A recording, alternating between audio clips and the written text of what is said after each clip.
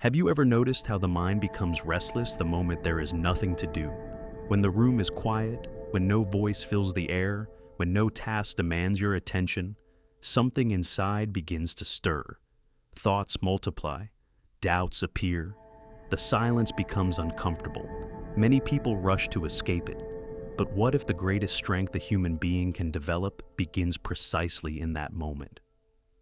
Chapter 1.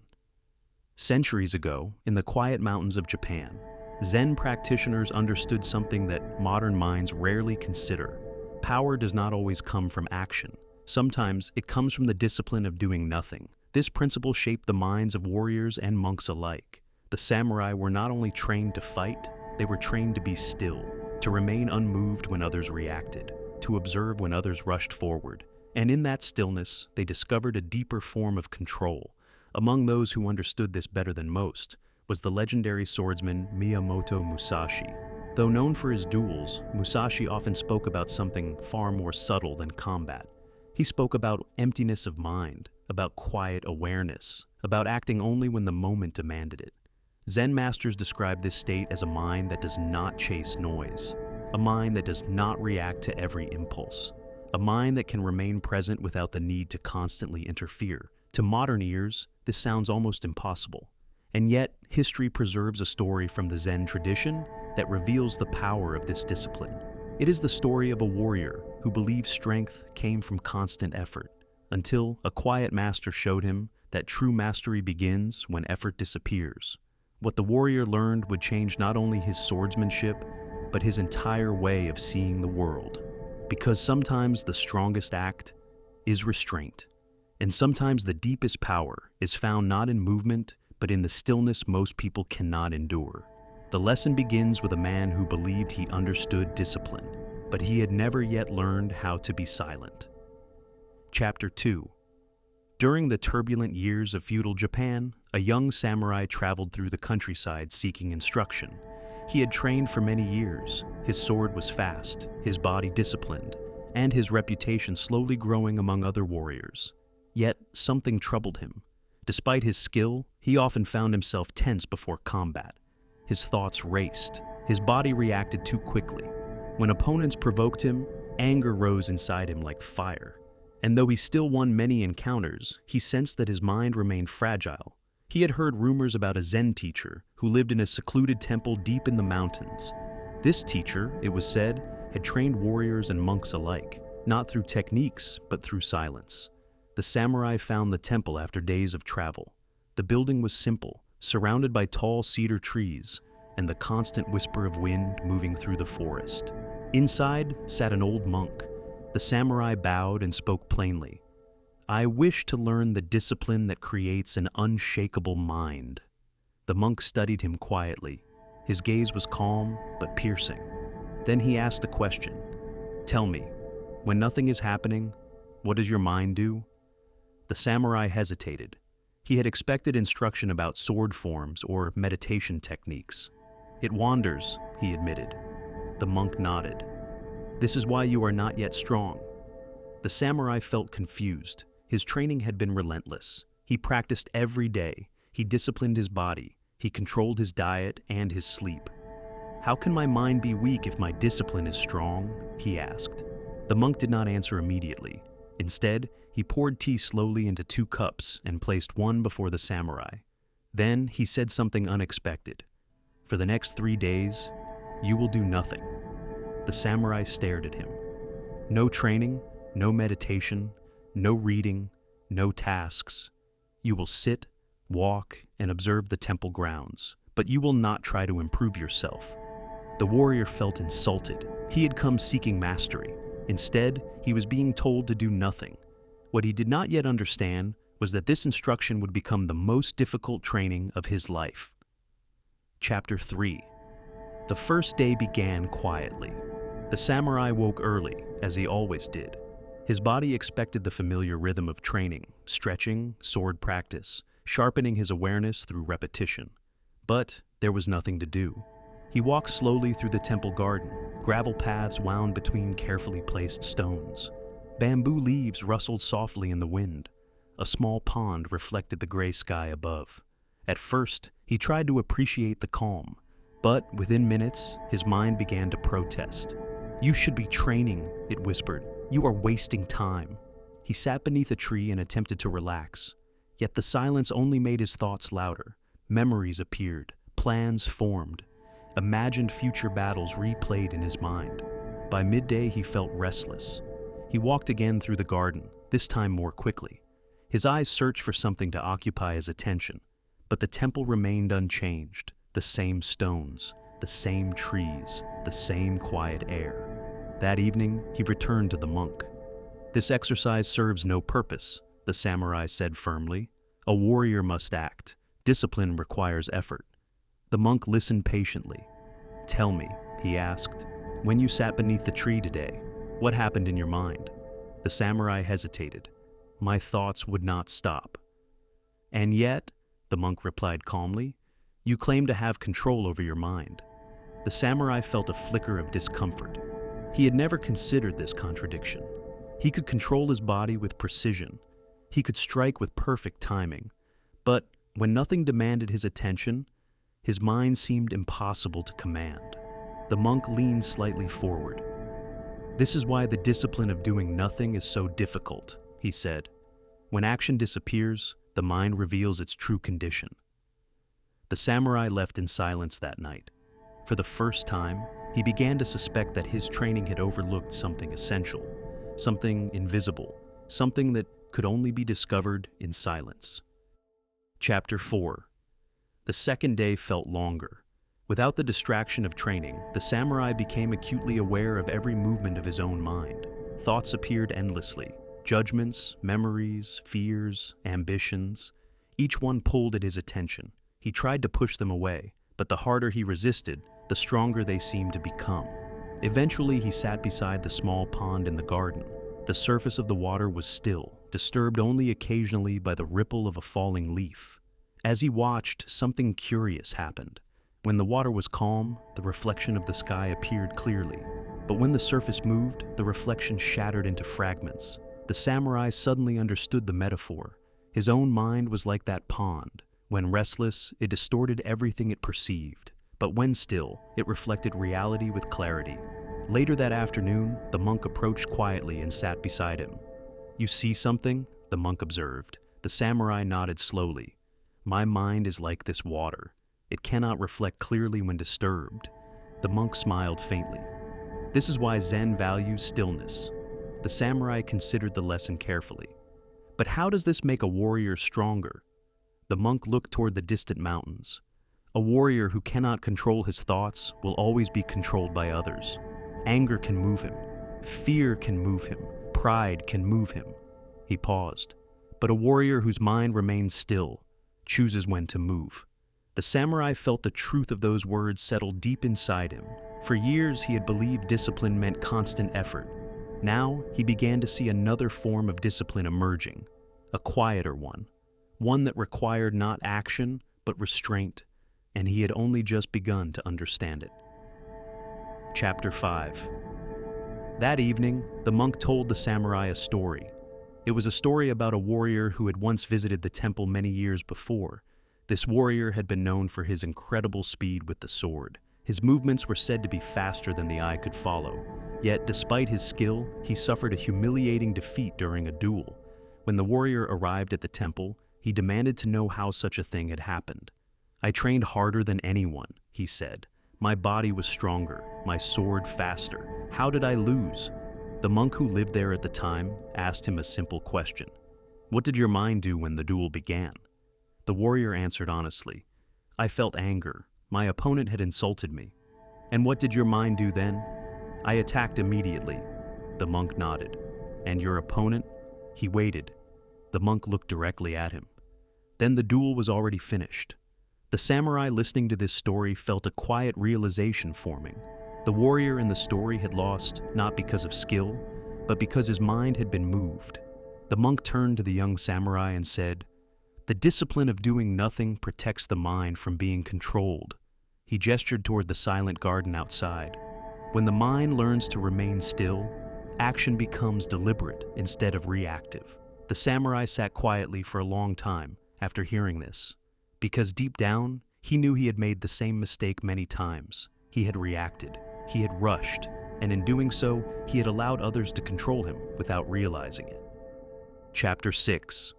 By the third day, something had changed. The silence no longer felt like an enemy. The samurai walked through the temple garden with slower steps. His breathing had become steady.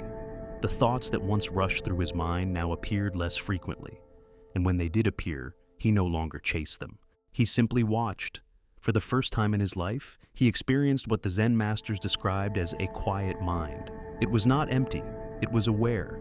Birds moved through the trees, wind brushed gently against the bamboo, water rippled softly in the pond, everything seemed clearer. Later that day, the monk approached him again. "You have begun to understand," the monk said. The samurai bowed slightly. "I believe discipline meant constant action," he admitted. "But now I see that action without awareness is weakness." The monk nodded. "This is why the greatest warriors studied Zen." He mentioned again the example of Miyamoto Musashi, who often spoke of a mind that does not cling to thoughts. Musashi believed that true mastery required a mind free from unnecessary movement, because when the mind becomes quiet, perception becomes precise, and when perception becomes precise, action becomes effortless. The samurai felt something inside him settle. For the first time, he understood what the monk had been teaching. The discipline of doing nothing was not laziness. It was training the mind to remain unshaken, and that training would follow him long after he left the temple. Chapter 7. In the weeks that followed, the samurai remained at the temple, practicing this quiet discipline every day. At first, he still felt the occasional urge to fill the silence with effort. His body wanted movement. His mind searched for tasks. Yet each time that urge appeared, he returned to the simple act of observing. He watched the garden stones slowly warm under the sun. He watched the monk sweep the gravel in careful lines that would be erased by the wind the next morning. He watched clouds gather and dissolve above the mountains. These small moments began to reveal something he had never noticed during his years of relentless training. Life itself moved without force. The trees did not strain to grow. The river did not struggle to flow. Even the wind did not argue with the mountain. It simply moved around it. The samurai began to sense that this quiet harmony reflected a deeper principle within Zen wisdom. The mind, like the river, becomes powerful when it stops resisting its own nature. When thoughts appear, they are seen but not pursued. When emotions rise, they are acknowledged but not obeyed. This subtle restraint creates a space between stimulus and action, and inside that space, choice is born. One afternoon, the monk spoke to him again. "Many people believe strength comes from control over others," he said. "But the first battlefield is always within. If your mind is easily disturbed, anyone can defeat you without drawing a sword." The samurai reflected on past encounters where insults had provoked him, where impatience had rushed his movements, where pride had clouded his judgment. He began to realize that many battles he thought he had won were actually moments where he had been controlled. The monk then asked him a question that lingered long after their conversation ended. "When silence appears in your life, do you use it or do you run from it?" The samurai understood the weight of the question. For most of his life, he had escaped silence by filling every moment with effort. But now he saw that silence was not emptiness. It was training. It was the quiet forge where the mind becomes steady. And a steady mind, he realized, could not easily be moved. Chapter 8. Months later, the samurai finally prepared to leave the temple. The mountains were entering the colder season, and the wind carried a sharper edge through the trees. The young warrior had arrived believing mastery would be found in techniques. Instead, he was leaving with something far less visible but far more powerful. The monk walked with him to the edge of the temple path.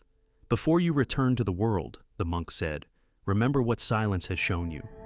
The samurai bowed deeply. "I once believed strength came from doing more," he said. "Now I understand that strength also comes from doing less." The monk nodded. "Most people spend their lives reacting," he replied. "They chase every thought, every emotion, every provocation.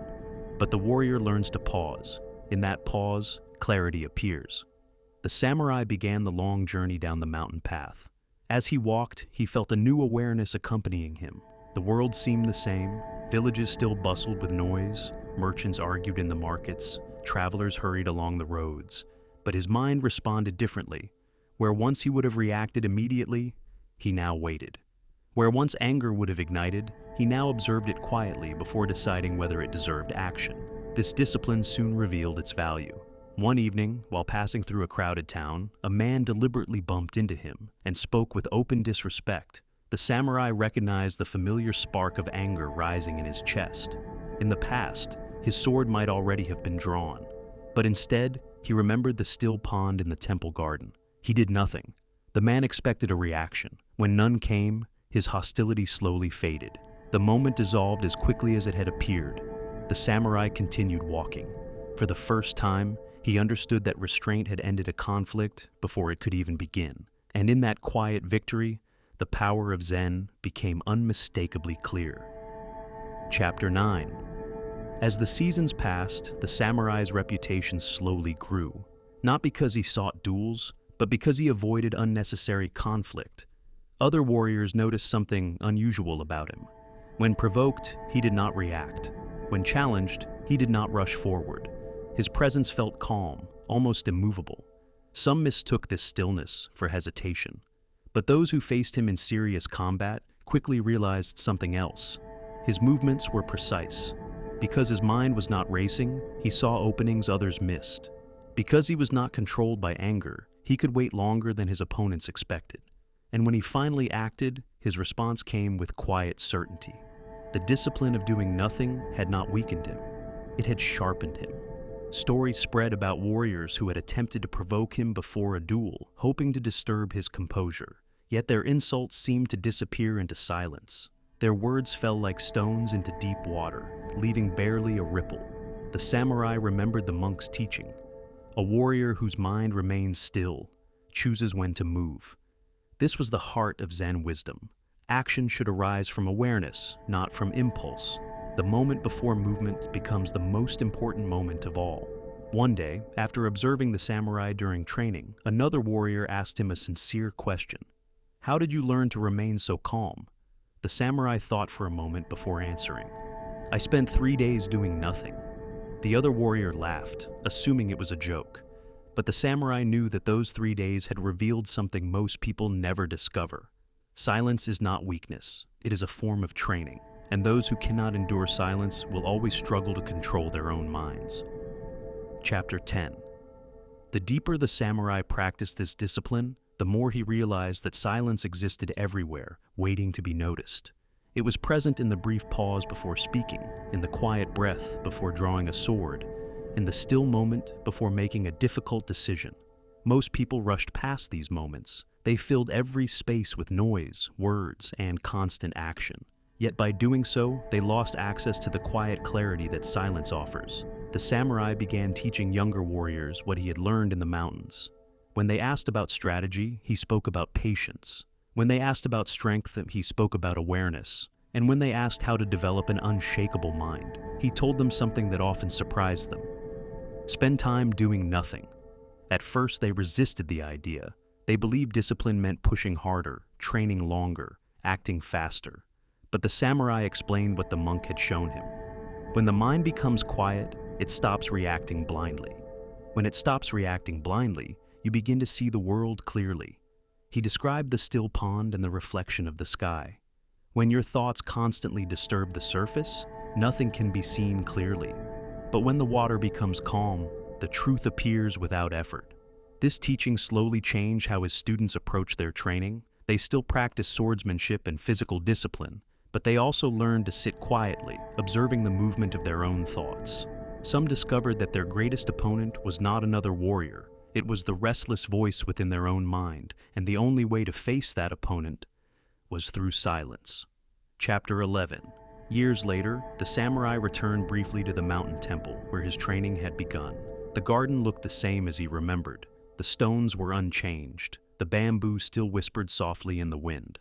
The old monk sat in the same place, pouring tea with slow, deliberate movements. The samurai bowed deeply. "I understand now," he said quietly. The monk smiled gently, as if he had expected those words all along. "Tell me what you understand." The samurai looked across the still pond before answering. Most people fear doing nothing because it reveals the condition of their mind. But when we learn to remain in silence, the mind slowly becomes steady, and a steady mind cannot easily be controlled. The monk nodded. This is why Zen teaches the discipline of emptiness, not because life should be empty, but because unnecessary noise must be removed. The samurai remembered the restless man who had first arrived at the temple years ago. That man had been driven by effort, but weakened by impatience. Now he felt something different, a quiet strength, a mind that could wait. The monk poured another cup of tea and placed it before him. Silence, he said, is not the absence of life. It is the space where life becomes clear. The samurai understood the truth of those words more deeply than ever, because silence had become his greatest teacher. Chapter 12. There is a reason Zen wisdom has endured for centuries. It speaks to something within every human mind. The world constantly encourages movement, more action, more noise, more reaction. Yet the deeper strength that guided the samurai often came from the opposite direction. It came from restraint, from stillness, from the discipline of doing nothing when the mind demands constant activity. The story of the samurai in the mountain temple reveals a lesson that remains just as relevant today. When silence appears, it is not an enemy, it is an invitation. It is the moment where awareness can sharpen and where the mind can regain control over itself. The warriors of ancient Japan understood this well. Their training was not limited to the body or the sword. It included the quiet mastery of attention. They learned to sit with their thoughts instead of chasing them. They learned to observe anger without immediately obeying it. They learned to pause, and in that pause, they discovered power. The same opportunity exists for anyone willing to face the discomfort of silence. When you remove constant distraction, the mind begins to reveal its patterns. At first, this can feel unsettling, but with patience, the restless surface begins to calm, and when it does, clarity appears. This is the heart of the Zen discipline of doing nothing. If this philosophy resonates with you, hit the subscribe button right now and continue exploring these teachings and the timeless wisdom of the samurai path. And consider this question carefully. When silence appears in your life, do you escape it, or do you allow it to teach you? Share your thoughts in the comments below, and continue walking this quiet path of discipline and awareness.